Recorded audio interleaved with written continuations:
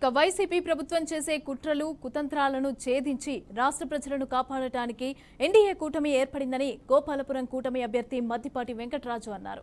గోపాలపురం మండలం భీమోలు గ్రామంలో మన ఇంటికి మన మద్దిపాటి అనే కార్యక్రమంలో భాగంగా ఆయన ఇంటింటికి వెళ్లి ఎన్నికల ప్రచారాన్ని చేశారు.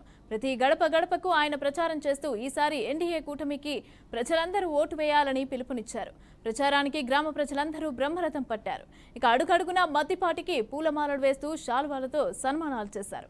అధికారంలోకి రాగానే వాలంటీర్ల జీతం 10,000కు, పెన్షన్లు 4,000కు పెంచుతామని హామీ ఇచ్చారు. కుట్రలు కుతంత్రాలు ఛేదించే దిశగా ఎన్డీఏ కూటమి ప్రచారం కొనసాగిస్తుంది. ఏదైతే ఈ మధ్యకాలంలో వాలంటరీ వ్యవస్థను అడ్డుపెట్టుకుని ప్రజల్లో విషబీజాలు నాటాలని ప్రయత్నం చేశారో జగన్మోహన్ రెడ్డి గారు, వాలంటరీ వ్యవస్థ కానీ పెన్షన్ విషయంలో కానీ ఎన్డీఏ కూటమికి ఉండే స్పష్టత ఏంటి, ప్రణాళిక ఏంటి అనేది ఇప్పటికే వివరించడం జరిగింది.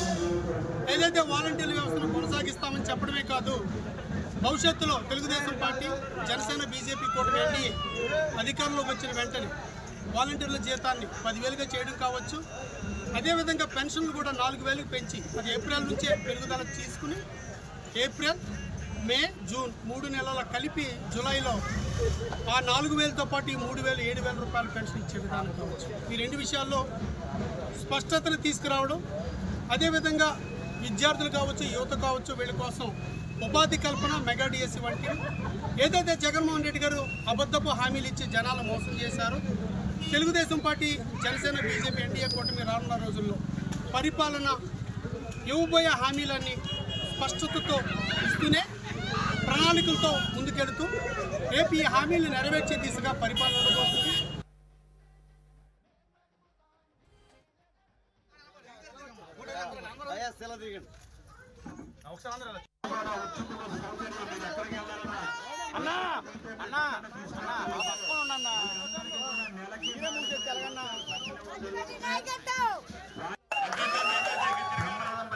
మద్దిపాటి వెంకటరాజు గారికి అన్న మీ అందరూ నీ వెనకాలే, నీకోసమే చెబుతాం, నీకోసమే కాన్వెన్షన్ చేస్తున్నాం. జై జనసేన, జై బీజేపీ.